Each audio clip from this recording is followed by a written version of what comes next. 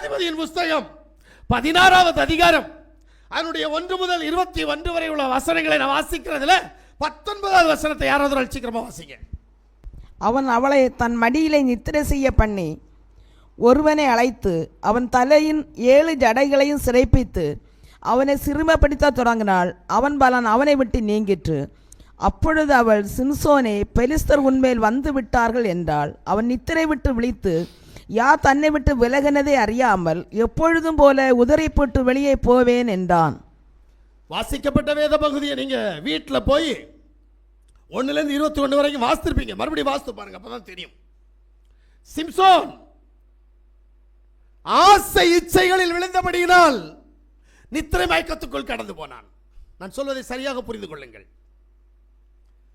அவன் தாயார் கேட்பார், ஏன்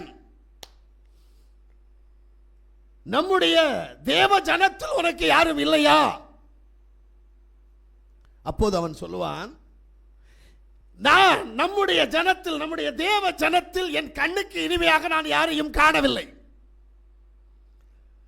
நான் இவளை என் கண்களுக்கு இனிமையானவளாய் கண்டேன், ஆனபடியினால் கொண்டேன், ஆனபடியினால் வாழ்கிறேன்.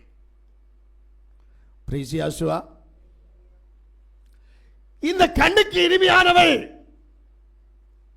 எப்போதுமே ஒரு வஞ்சக செயல் செய்து கொண்டிருப்பாள். ஜாக்கிரதை. அதாவது உலக பழமொழி ஒன்று இருக்கிறது, கிளி போல் மனைவி இருந்தாலும் குரங்கு போல் ஒருவர் தேவை என்று சொல்வார்கள். அதுபோல ஒரு சம்பவம் தான் இந்த வேத புத்தகம் நமக்கு சுட்டி காட்டுகிற ஒரு சம்பவம். என்ன அப்படின்னா, சிம்சோன் கண்ணுக்கு இனிமையானவரிடத்தில் மயங்கின போது மயக்கத்தின் மிகுதியினால் நித்திரை மயக்கம் வந்தது. ஆமென். வேதம் அதை திட்டவட்டமாக சொல்லுகிறது. அவன் அவள் மடியிலே படுத்திருந்தான். படுத்த போது கண்ணுக்கு இனிமையானவள், இவன் அவளை கொண்டான். ஆனால் அவள் இவனை கொண்டாளா என்ற கேள்வி எதற்கு என்று வருகிறது. அவனை ஏன் தன் மடியில் படுக்க வைத்தான் என்றால், அவனுடைய ரகசியத்தை அறிய வேண்டும். அவனிடத்தில் இருக்கிற பலன், அவனிடத்தில் இருக்கிற அபிஷேகம் இந்த உலகத்தில் யாரிடத்திலும் இல்லை. இப்படிப்பட்டவனை வீழ்த்துவதற்காக தன் மடி கொடுத்தாள். அல்லேலூயா. ஆனா மடி கொடுத்தா என்ன செய்யணும் என்று வேதம் சொல்லுது. மீகாவுடைய புஸ்தகம் 7வது அதிகாரம் 5வது வசனத்தை வாசித்து பார்த்தீங்கன்னா உங்களுக்கு தெரியும். சிநேகிதனே, விசுவாசிக்க வேண்டாம், வழிகாட்டியை நம்ப வேண்டாம், உன் மடியிலே படுத்துக் கொள்கிறவர்களுக்கு முன்பாக உன் வாயை திறவாமல் எச்சரிக்கையாயிரு. கொஞ்சம் யோசிக்கணும். இது வேதம். மடியில படுத்தா மட்டும் போதாது, மடியில இருந்தா வாய் திறக்க கூடாது. வாய் திறந்த ஒரு ரகசியம் வெளியில போயிடும். ஏன்னா மடியில படுத்தா ரகசியம் எல்லாத்தையும் கக்கிடுவோம். அப்ப மடியில படுத்தா நீ வாய் திறந்து பேசக்கூடாது. அப்படி பேசினா உனக்கு பிரச்சனை. மடியில படுக்க வச்சவளுக்கு பிரச்சனை இல்லை, படுக்கிறவனுக்கு பிரச்சனை. ஏனென்றால் நான் பார்க்கிறேன், தெலீலாவுடைய மடியில் படுத்த சிம்சோன் என்ன ஆனான் என்று சொன்னால், தன் சடையாகிய அபிஷேகத்தை இழந்து பலன் இழக்கப்பட்டு, கண்கள் குருடாக்கப்பட்டு, கைகால் கட்டப்பட்டு மரணத்திற்குள்ளாக கடந்து போகிற ஒரு அவஸ்தை அவருடைய நித்திரை மயக்கத்தில் வந்தது. நாம் எப்படி தூங்கிக் கொண்டிருக்கிறோம்? எங்கே தூங்கிக் கொண்டிருக்கிறோம்? புரியணும். அல்லேலூயா. இதுபோலத்தான் நித்திரை மயக்கத்தினுடைய ஆவி நம்மை கொலை செய்யும், அது கந்தையை உடுத்துவிக்கும் என்பதில் ஐயப்பாடு வேண்டாம். தரித்திரத்தை கொண்டு வரும் என்பதில் எந்த சந்தேகமும் இல்லை. ஏனென்றால் அப்போஸ்தலருடைய புஸ்தகம் 20வது அதிகாரம் அதனுடைய 7வது வசனத்திலிருந்து 12வது வசனம் வரைக்கும் வாசிச்சா அங்க ஒரு ஐத்துகு என்கின்ற ஒரு வாலிபனை குறித்து சொல்லப்பட்டிருக்கும். ஆனா 9வது வசனத்தை வாசிங்க.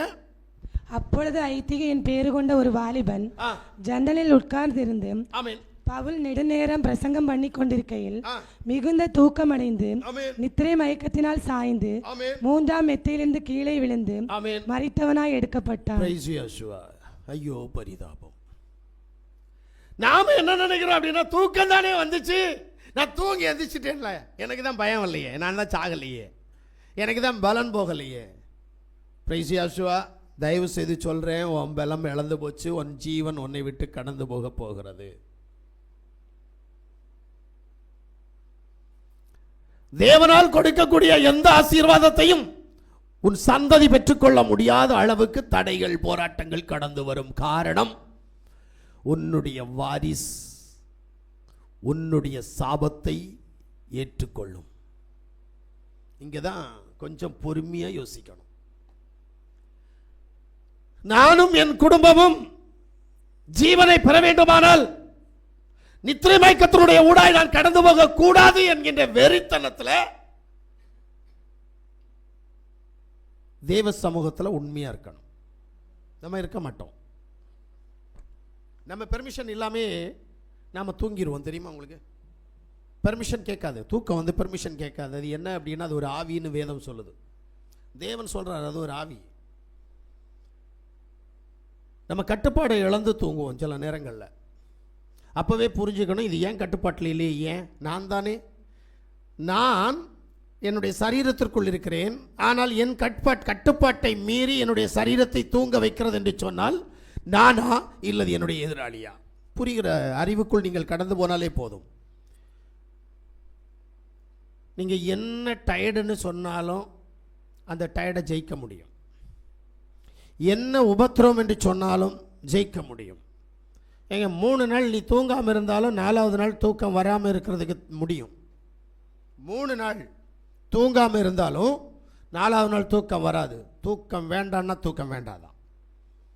நீ தூக்கம் வேணும்னு எப்போ நினைக்கிறியோ அப்போ தான் தூக்கம் வரும். அப்புறம் எப்படி சபையில் வந்தால் தூக்கம் வருது? பிரசங்கத்தை கேட்டால் எது தூக்கம் வருது? அப்போ ஆயிட்டியே நீ. ஜெபம் பண்ற நேரம் ஏன் தூக்கம் வருது? கேட்டா பலவீனம், கேட்டா கஷ்டம். நான் எவ்வளவு பெரிய வேலை செஞ்சிட்டு இருக்கிறேன் தெரியுமா? என்ன வேலை செய்யற?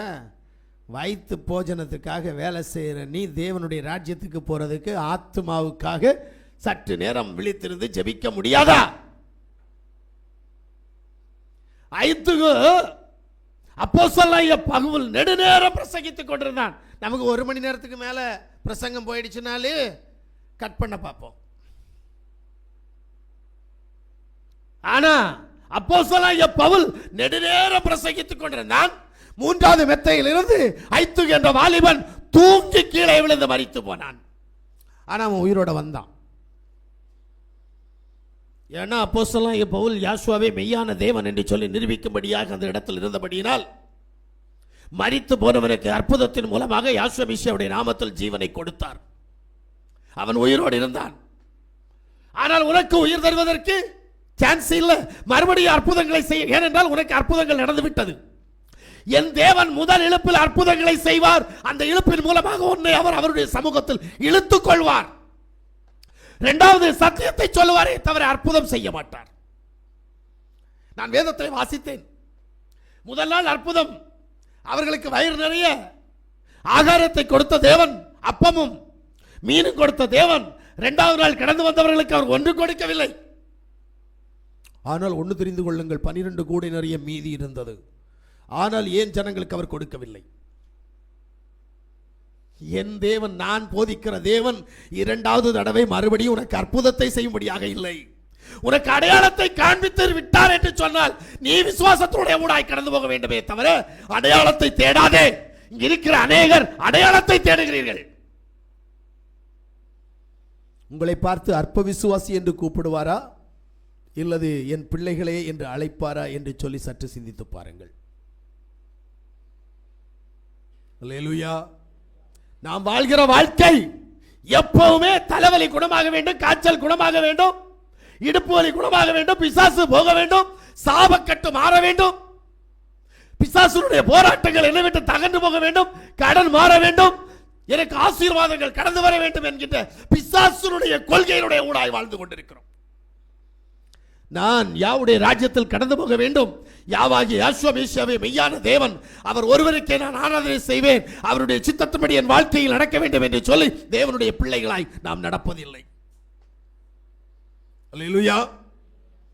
ஆனபடியினால் நமக்கு நன்மைகள் உண்டாவதில்லை. ஆனபடியினால் நமக்கு தூக்கங்களும் நித்திரை மயக்கத்தின் ஆவிகளும் நம்மிடத்தில் வேலை செய்கிறபடியினால் யாவுடைய அதிசயங்களை அற்புதங்களை காண முடியாதபடிக்கு நொந்து வெந்து வாழ்ந்து கொண்டிருக்கிறோம். இதுதான் உண்மை. அதனால்தான் வேதம் சொல்லுது, ஐத்துக போல தூங்காத. சபையில வந்தாலும் தூக்கம், வீட்டில் போனாலும் தூக்கம், எங்க போனாலும் தூக்கம். அது என்ன காரணம்? அல்லேலூயா. ஏன் தூங்குறோம்னு நமக்கு தெரியாது. எப்படி தூக்கம் வருதுன்னு இது வரைக்கும் யோசிச்சதும் இல்லை. என்ன காரணம்னு எனக்கும் தெரியல. அவ்வளவு தூக்கம் வருதுங்க. உன் குடும்பத்தை நீ நாசம் பண்ற. முதல்ல இது புரிஞ்சுக்கோ. எனக்கு நீ தூங்குவது பிரச்சனை இல்லை. உன் குடும்பத்தை நீ நாசம் பண்ற, உன் குடும்பத்தை நீ இல்லாம ஆக்குற. காரணம் உன்னுடைய தூக்கம். அது கந்தையை வருவிக்கும், அது தரித்திரத்தை உண்டு பண்ணும் என்று வேதம் திட்டவட்டமாக சொல்லுது. ஆனா ஏன் தூங்குற? தெரிஞ்ச பிறகு ஏன் தூங்குற? வரட்டும் பார்த்துக்கலாம். நான் மட்டுமா அனுபவிப்போறேன்? என் குடும்பம் மொத்தம் தானே அனுபவிக்கும், அதில் நான் ஒரு பங்கு. அல்லேலூயா. இப்படிதான் நம்ம என்ன செய்யறோம்? தூக்க மயத்துக்கு இடம் கொடுத்துட்டு இருக்கிறோம்.